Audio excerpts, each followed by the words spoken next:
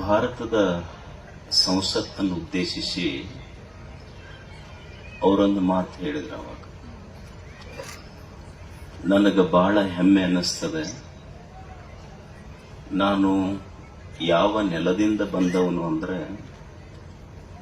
ಯಾವ ನೆಲದಲ್ಲಿ ಬಂದು ಭಾರತದ ಸ್ವಾಮಿ ವಿವೇಕಾನಂದರು ಯಾವ ನೆಲಕ್ಕೆ ಬಂದು ಸರ್ವಧರ್ಮ ಸಮ್ಮೇಳನವನ್ನು ಉದ್ದೇಶಿಸಿ ಮಾತನಾಡಿದ್ರಲ್ಲ, ಆ ನೆಲದಿಂದ ಬಂದಿದ್ದಕ್ಕೆ ನನಗೆ ಹೆಮ್ಮೆ ಅನ್ನಿಸ್ತದೆ ಅಂತ ಬರಾಕ್ ಒಬಾಮಾ ಹೇಳಿದರು.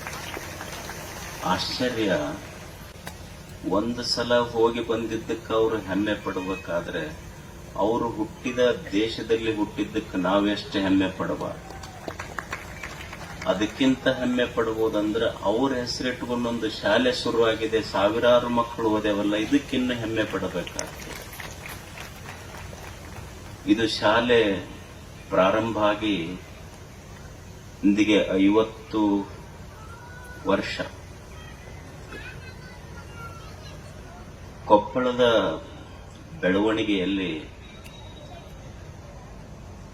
ಲಯನ್ ಸಂಸ್ಥೆಯ ಒಂದು ಸೇವೆಯ ಪಾತ್ರ ಮರಿಲಿಕ್ಕೆ ಸಾಧ್ಯವೇ ಇಲ್ಲ. ಹಾಗೆ ಒಂದು ಹೂವಿನಿಂದ ಹೂವನ್ನ ಮತ್ತು ಪರಿಮಳವನ್ನ ಬೇರ್ಪಡಿಸಿ ನೋಡಲಿಕ್ಕೆ ಸಾಧ್ಯ ಇಲ್ಲವೋ, ಸಕ್ಕರೆ ಮತ್ತು ಸಿಹಿಯನ್ನ ಹೇಗೆ ಬೇರ್ಪಡಿಸಿ ನೋಡಲಿಕ್ಕೆ ಸಾಧ್ಯ ಇಲ್ಲವೋ, ದೀಪ ಮತ್ತು ಬೆಳಕನ್ನ ಎರಡೂ ಬೇರ್ಪಡಿಸಿ ನೋಡಲಿಕ್ಕೆ ಸಾಧ್ಯ ಇಲ್ಲವೋ, ಹಾಗೆ ಕೊಪ್ಪಳದ ಬೆಳವಣಿಗೆ ಮತ್ತು ಲಯನ್ಸ್ ಕ್ಲಬ್ಬಿನ ಈ ಸಾಮಾಜಿಕ ಚಟುವಟಿಕೆಗಳನ್ನು ಬೇರ್ಪಡಿಸಿ ನೋಡಲಿಕ್ಕೆ ಸಾಧ್ಯವೇ ಇಲ್ಲ. ಅದು ಕೂಡ ಇದೆ. ಮತ್ತು ಕೊಪ್ಪಳದ ಬೆಳವಣಿಗೆಯಲ್ಲಿ ಅದರ ಪಾತ್ರವೂ ಬಹಳ ದೊಡ್ಡದಿದೆ. ಸ್ವಾಮಿ ವಿವೇಕಾನಂದ ಶಾಲೆ, ನಮ್ಮ ಮಲ್ಲಿಕಾರ್ಜುನ್ ಸರ್ ಹೇಳ್ತಿದ್ರು, ಇದು ನಮ್ಮೂರವರಿಗೆ, ನಮ್ಮೂರ ಮಕ್ಕಳಿಗೆ ಮೊದಲು ಇಂಗ್ಲಿಷ್ ಕಲಿಸಿದ ಶಾಲೆ ಇದು. ಅವಾಗ ಎಲ್ಲೋ ಶುರು ಮಾಡಿದ್ವಿ ಅಂತ ಅದರದೆಲ್ಲ ಇತಿಹಾಸ ಹೇಳ್ತಿದ್ರು ಸರ್.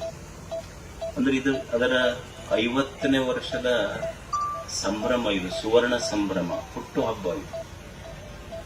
ಒಂದು ಶಾಲೆ, ಅದರ ಹುಟ್ಟು ಹಬ್ಬಕ್ಕೂ ನಮ್ಮ ಹುಟ್ಟು ಹಬ್ಬಕ್ಕೂ ಬಹಳ ವ್ಯತ್ಯಾಸ ಇದೆ. ನಾವು ಒಂದು ಕೇಕ್ ಇಟ್ಟು, ಮೇಣದ ಬತ್ತಿ ಇಟ್ಟು, ಹಚ್ಚಿದ ದೀಪ ಆರಿಸಿ ನಮ್ಮ ಹುಟ್ಟು ಹಬ್ಬ ಆಚರಣೆ ಮಾಡ್ಕೊಂತೀವಿ ನಾವು. ಆದ್ರೆ ಒಂದು ಶಾಲೆ ಅಕ್ಷರವೇ ಇಲ್ಲದ ಮಕ್ಕಳ ಎದೆಗೆ ಅಕ್ಷರದ ದೀಪವನ್ನು ಹಚ್ಚಿ ತನ್ನ 50 ವರ್ಷಗಳ ಹುಟ್ಟು ಹಬ್ಬ, ಅದು ಜ್ಞಾನದ ದೀಪ ಹಚ್ಚಿ ತನ್ನ ಹುಟ್ಟು ಹಬ್ಬವನ್ನು ಆಚರಣೆ ಮಾಡಿಕೊಳ್ತಾರೆ.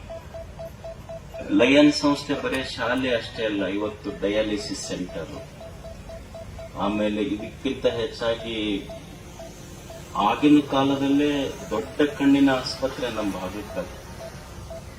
ಜಗತ್ತು ಯಾರಿಗೆ ಕತ್ತಲಾಗಿತ್ತು ಅಂಥ ವ್ಯಕ್ತಿಗಳಿಗೆ ಕಣ್ಣಿನ ಆಸ್ಪತ್ರೆ ಬೆಳಕು ಕೊಟ್ಟಲ್ಲ. ಇದು ನಿತ್ಯ ಕಾರ್ತಿಕೋತ್ಸವದ ಕೆಲಸ.